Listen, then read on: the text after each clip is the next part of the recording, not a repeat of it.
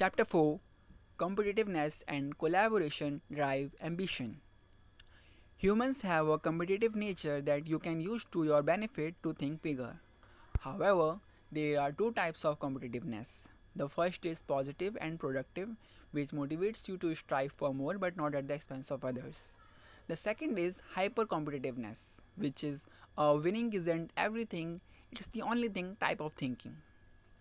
Healthy competitiveness, or rather the effects of competition, which we will discuss in a second, can inspire you to start working on your objectives, help you set bigger goals, and achieve more than you believe you can. Sounds interesting in theory, but how does it affect your real world performance and how can you use it to motivate yourself? Let's dig deeper. It's not competition in itself that improves your performance. A meta analysis on competition and performance showed that there was no relation between competing and results. However, when scientists dug deeper and conducted an additional meta analysis and three new empirical studies, they found there are two effects at work that cancel each other. The first effect is when you are playing to win, this attitude improves your performance.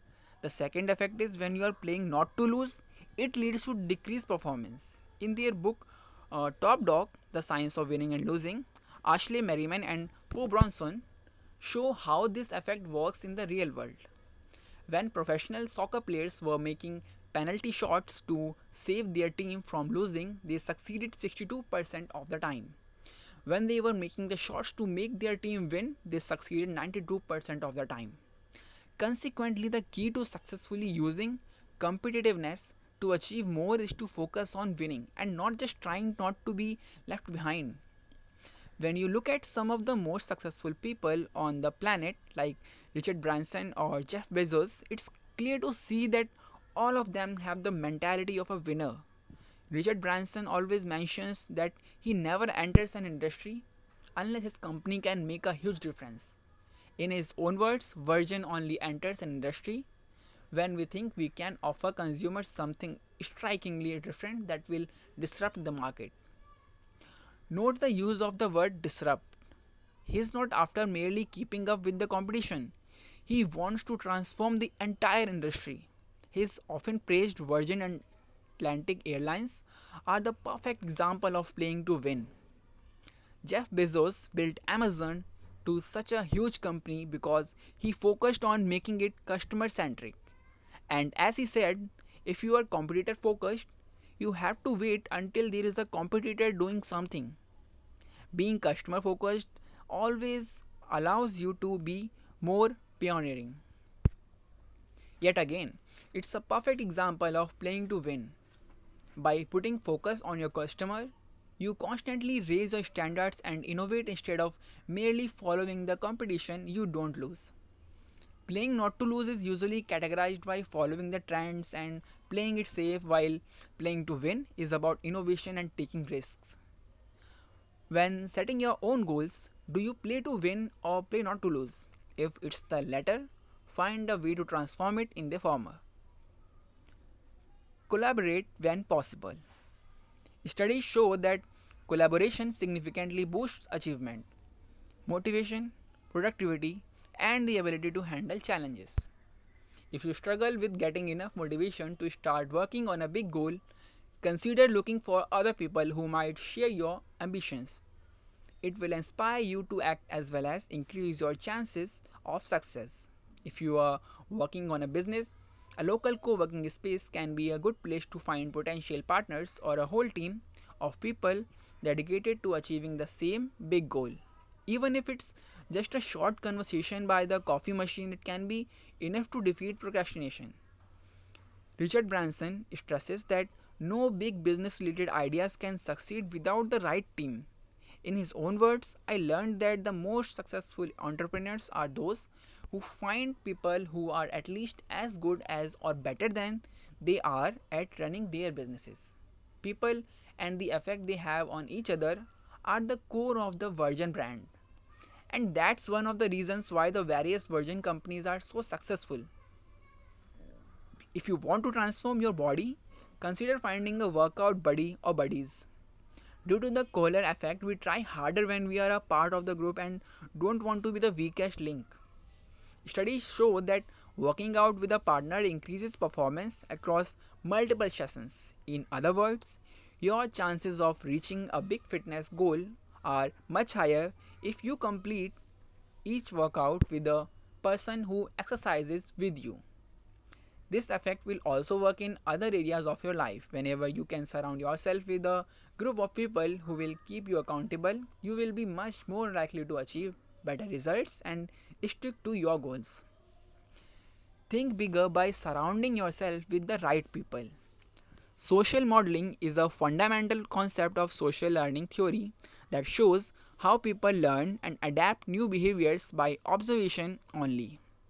I already briefly mentioned this topic in the first chapter. Studies show that we learn from people we observe directly, from instructions given by these people and by means of media. It's possible to create social change with soap operas because people model the characters they see on the screen. You would say it's such a small influence it shouldn't have any effect on you, yet it works even if you are not aware of it. Watching violent television, movies, listening to violent music, and playing violent video games increases aggression. Again, sounds like an innocent way to entertain yourself, while in fact, it messes up your brain. In one study, children watching adults behaving aggressively towards a doll were more likely to be aggressive, while children watching adults behaving kindly toward a doll were more likely to be kind too. Adults aren't that different from kids. Surround yourself with aggressive people and you will be aggressive too. We acquire both empowering and negative beliefs, behaviors, and opinions of people around us, including those we only see in television, movies, or read about in books.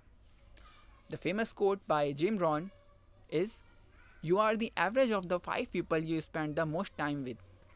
That turns out to be true. If you want to get more driven and strive for more achievement in your life, surround yourself with highly passionate and ambitious individuals. According to the social learning theory, you can do it in three ways. First, live model. Watching a person demonstrate a behavior, this means spending time in environments where you can naturally watch other people achieve success. For instance, if you want to become a world class golf player, you would find golf courses where you can watch more successful players play. That was live model. Second one is verbal instruction. Listening to an individual describing how to do something, this means making friends with successful driven people, attending seminars, and or finding a mentor or a coach. Third one is symbolic. By watching movies, television, browsing the internet, reading, and listening to podcasts, there are endless sources of materials for success oriented people. My first recommendation is books. I also like to find a quiet place somewhere outside and listen to audio interviews with successful people. Eliminate the negative influence. Studies show that bad is stronger than good. We are wired to focus more on the negative information than the positive. Consequently, the negative influence of other people and demotivating media does more harm to you motivation than surrounding yourself with successful individuals. We already established in the first chapter that mass media thrives on doom and gloom and isn't conducive to your success. Watching less news will reduce your anxiety levels and change your worldview. In the world of mass media, only bad things happen in the world. Why strive for more if the world is such a bad place? It's just one of many limiting beliefs mass media puts in your brain. Winners and bitter people, who might be your colleagues, friends, or family members, are another source of negative energy that can affect your mindset. How are you supposed to work with burning motivation on the big things if your relatives or friends constantly poke fun at your ambitious goals? If there is one thing that is shared by every successful person, it is that they all hang out with other successful people. For a good reason, once you start thinking big, people who haven't grown with you won't be able to relate to you. It's a price you need to pay for achievement. Some relationships will weaken while some will end. Now, competitiveness and collaboration drive ambition. A quick recap. First, playing to win improves your performance while playing not to lose affects it negatively. Competition can help you grow as a person only if you concentrate on being the best and not just catching up to others. Second, collaboration leads to improved motivation and performance. Whenever possible, find other people who share your big ambitions and work with them. Third, surround yourself with the right ambitious and driven people. We learn by observation, and the behaviors and beliefs you will observe in these people will directly affect yours. Fourth, everything that surrounds you can have an influence on you. Just like you wouldn't like to spend time around a smoker if you don't smoke, so you shouldn't spend time with people who spread a negative aura around them, as it will poison your well being just like cigarette smoke. Fifth, humans focus more on the bad than the good. Pay special attention to avoiding the negative input coming from others and from mass media. We generally underestimate how detrimental these things can be to our mental health.